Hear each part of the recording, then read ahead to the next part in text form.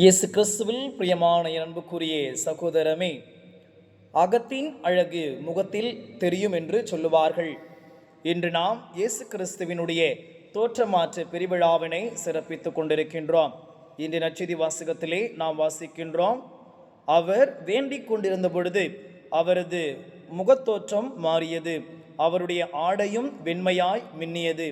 அன்பிற்குரிய சகோதர சகோதரிகளே, இந்த தோற்றமாற்று விழா நம் ஒவ்வொருவரையும் நம்முடைய உள்ளத்தை மாற்றிக்கொள்ளவும் நாம் மனமாற்றம் பெற்றவர்களாக வாழவும் அழைப்பு விடுக்கின்றது.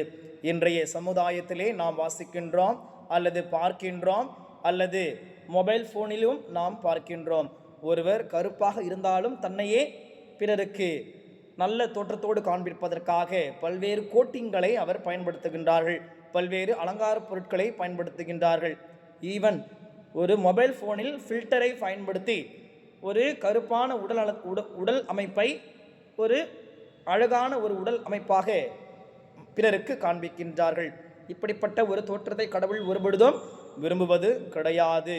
மேலும் முகம் மூடியை அணிந்து கொண்டு நாம் உள்ளே ஒன்றையும் வெளியே ஒன்றையுமாக பேசிக் கொண்டிருக்கின்றோம். ஆனால் இயேசு கிறிஸ்துவினுடைய இந்த தோற்றமாற்ற பெருவிழாவானது உள்ளத்தளவிலே நாம் நல்லவர்களாக வாழவும், அந்த நல்ல நற்குணங்களை வெளிப்படுத்தி ஆண்டவரை போல நல்ல சிந்தனைகள் உடையவர்களாகவும் நல்ல நடத்தை உடையவர்களாகவும் வாழ அழைப்பு விடுக்கின்றார்.